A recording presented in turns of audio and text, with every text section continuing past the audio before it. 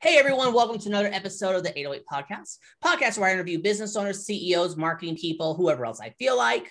4 questions in 8 minutes and 8 seconds because 808 looks like Bob. And here we go. Question number 1 in a couple sentences. Tell me who you are and what do you do? My name is Mike Wittenstein. I'm a serial entrepreneur with 5 professional service companies under my belt. The current one is Storyminers. We're in our 20th year. We specialize in helping leaders get their stories so clear that they can actually achieve buy-in from their teams. Love it, Mike. Question number 2, what advice do you want to share? Go.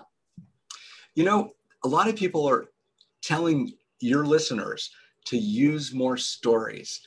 If you tell the right story, you can sell more stuff. If you turn people's hearts, if you pluck the strings, you can sell more stuff. Some people will go for that, but that's really manipulative. I consider that a lower form of storytelling. It's really just sales. And don't you hate when you get too many emails and too many pitches and your TV gets interrupted with all these crazy things that you really don't care about? Mm-hmm. In my opinion, the best told stories, the ones that work the best for everyone, are engineered. They're designed, and they start with the storyteller listening. So if you run a business and you think you need to tell people stories to sell more stuff, the most important thing that you can do is 1, listen to your audience. Before you start talking, find out about what's of interest to them. How are they spending their day? What the proverbial question, what keeps them up at night? But more than that, find out how they create value in their business for their customers and where do they need more value from their vendors. That's the part that you need to be talking about. The best stories are not told by you, they're told by your customers. So if you don't already have customers, the best thing that you can do is when you're telling a story, talk to your customers as with them in the role of hero. So you're not talking to them, telling them what to do. You're talking about their world and how they can do things different and about what the experience of working with your brand, your product, your service will be like. That's how you start to get them engaged in a story, because we're all wired for story. You just have to turn that part on.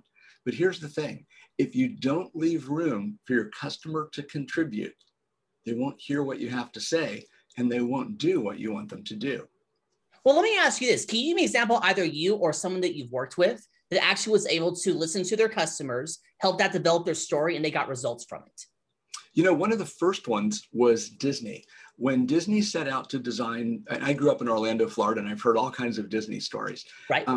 They designed the parks around the needs of the customer. So for example, when you're in Tomorrowland, you know, one of the first cool rides they had was Space Mountain, which was an old 1950s recycled ride, I heard. All they did was put a roof on it, add air conditioning, put some cool serpentine lines in there with interactive things to do along the way. So from Disney's perspective, the story started before people even got to the ride. It continued while they were in line. It was all tied to the actual ride that you went on. And then as you left, the story continued. So that was one of my very favorite ones, where people listen to the needs of their customers, keep them cool, keep them entertained, don't let them get bored, keep the magic going, and then move them on to the next thing. That was brilliant in my opinion. Perfect. I love it there. Hey, we got time. Let's get to question number 3. It is time for shout outs, Mike. And who are you shouting out? I'd like to, there's so many people that I can shout out to you about, people who have been my mentors. I've got colleagues, vendors, clients. How about I send you a list afterward? I can probably give you a dozen names. I'll allow it. That works there. So now it's time for question number 4. Mike, this is the final fun question. Tell me about your first sale. My first sale, it was probably getting my parents to get me a toy. I was really into science fiction when I was a kid. There was this fun little bendable character called Matt Mason. And I got them to buy me the whole spaceship, the Matt Mason, even a second companion and all of that by telling them why I deserved it so much and by doing some extra chores and all of that. And it worked. So I was very happy with that sale. Love it. Love it there. So, hey, Mike, we've got 3 minutes and 40 seconds left. So we can talk a little bit more about selling, using your story to sell. You can ask me a question. You can talk about the weather, do some promo time. I'm flexible. Go for it. Has anybody ever talked about the weather? A couple of times. And usually it'll be the weather. The weather's nice and everything there, kind of that part there. Honestly, when I was going to school in junior high school, I hated reading because it was so boring. And one of the things that was so boring is when authors would describe the weather in fanciful detail and use that to enhance the plot and to move you from one place to another, to transport your imagination. And then I read something by Samuel Clemens, Mark Twain. And I think, I might be the wrong book, but I think it was a Connecticut Yankee in King Arthur's Court. He started the book by talking about the weather. And he said, look, if you guys want any of the weather, you can go to the end of the book and read all about it. And he had a chapter with nothing but weather in it. And then the book was so much more enjoyable for me. I really like that way of storytelling. No, that works there. Cause yeah, usually the weather part is just, trying to pad the time limit. So I totally, or the word limit in case for a book there. So you got 2 minutes and 25 seconds left. Do you want to do some promo time? Let's do it. Allow it. Go. All right. I'd love for everybody to try something new with me. Storyminers has been around for about 20 years. And with the pandemic and everything else that's going on, I know that things are different. Supply chains are different. People have different needs and desires. Everyone's working with different partners and inventing what's new. One of the most important things for a professional services company like Storyminers is to know what's on the mind of their customers. So what I'd like you to do is go to storyminers.com/YAMA. Here's the spelling: STORYMINERS.com/YAMA, which stands for You Ask, Mike Answers. When you get there, you'll see my little face. You get to do a little video and ask a question. You get like 2 minutes to ask your question.